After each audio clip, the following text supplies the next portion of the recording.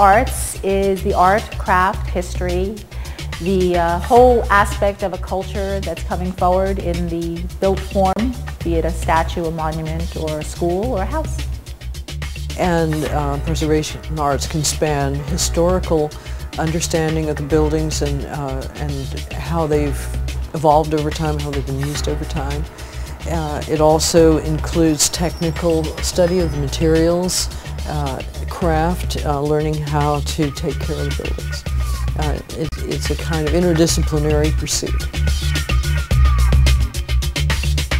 Our interest at the World Monuments Fund in this theme is because we observed that there's not a new generation of craftspeople being trained in America to pursue preservation arts on the craft level, on the hands-on level.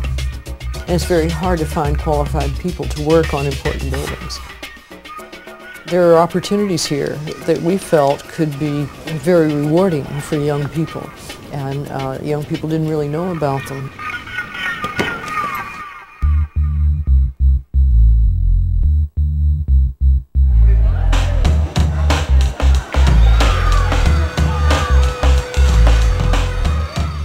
The Preservation Arts program at the Brooklyn High School for the Arts is the first high school level program that we're aware of in America that's studied this particular area.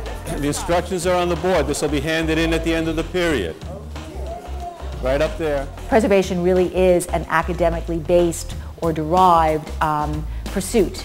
You can't really preserve your history if you don't know what it is and why it's important to you and where you fit in to the historic picture.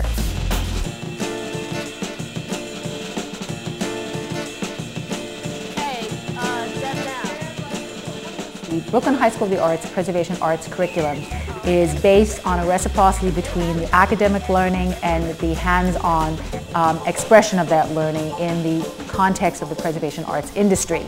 So what that really means is that in the classroom you're learning a region standard curriculum, but you're learning it through the historic preservation process. Did you see the stock exchange poster we have up on the wall here? All right? There are a lot of different commodities and a lot of different goods that can be traded. The Preservation Arts program is the underlying thread throughout the curriculum. In each of the subject areas, teachers try to integrate the benchmarks in any of the topics that they're teaching. All right, today as we see our benchmark is the New York Stock Exchange.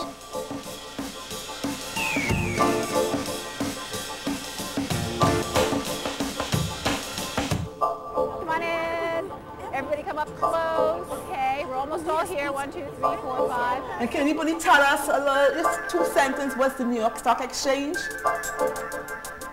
Yes, sir. The stockbrokers have, when they buy and sell their stocks. Yeah. Okay, very That's good. the basic thing. Yeah. Very good. So we buy and sell stock. Now you look up in the pediment, and Miss King in our math class taught us all about how we could measure.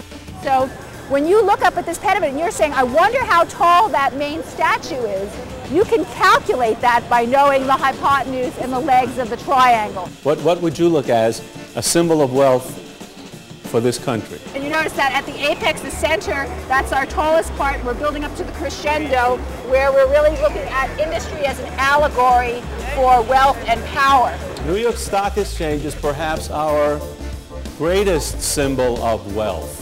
So now when you look at this corner of the building, this is the addition where it says New York Stock Exchange. How is exchange related to what we've learned so far? What happened with those chromosomes? They transported information to each other. And when you look up at the columns, they're 52 feet tall. You see there are Corinthian columns at the top. Behind there is the pit. We're the Brooklyn High School of the Arts Commodities Exchange.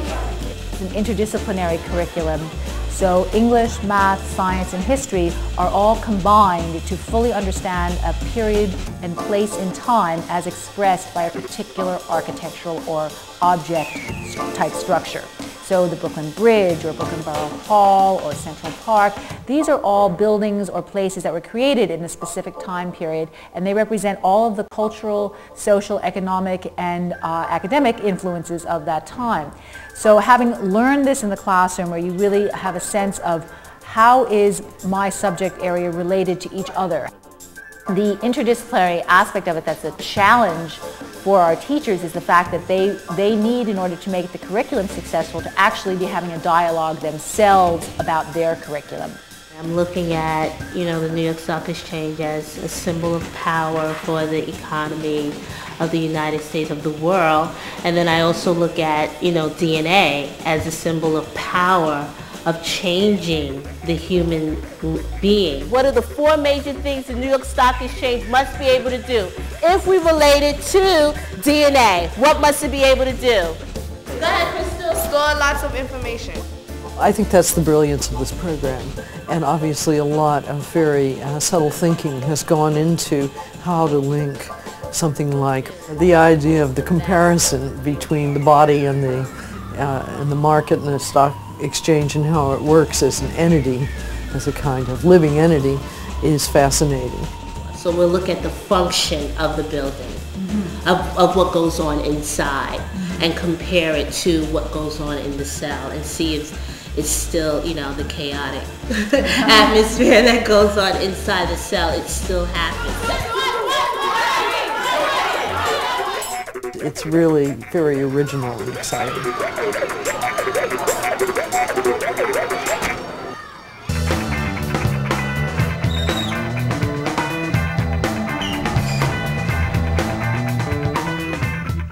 The goal of the Preservation Arts High School internship program is to link the preservation arts-based academic curriculum with the actual hands-on practice of historic preservation.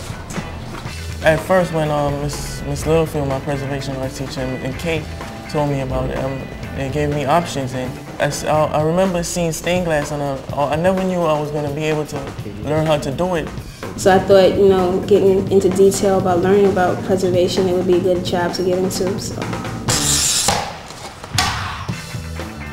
The whole idea is to have students have an opportunity to get out into the field, to understand the profession from a practice point of view, and at the same time be able to really have an appropriate or demonstrable use of the learning that they're getting in the classroom.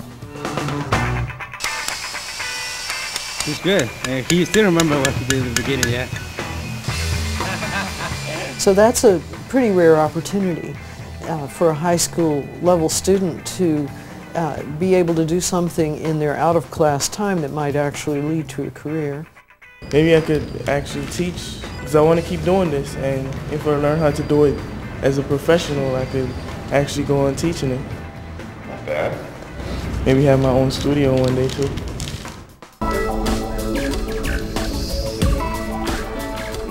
You really can begin to see the beginnings of a movement that's really going to enrich our educational system and open up the opportunity to expose young people to something that they might never ever come across otherwise as a way of looking at the world. And that's a pretty big objective to set. The preservation industry has grown large enough to really need a workforce supply. And so having industry recognize this need is very important, particularly to our educational systems, whose in large measure our job is to grow our students to become our future workers of tomorrow, leaders of tomorrow, entrepreneurs of tomorrow. So the idea from that perspective is very ready.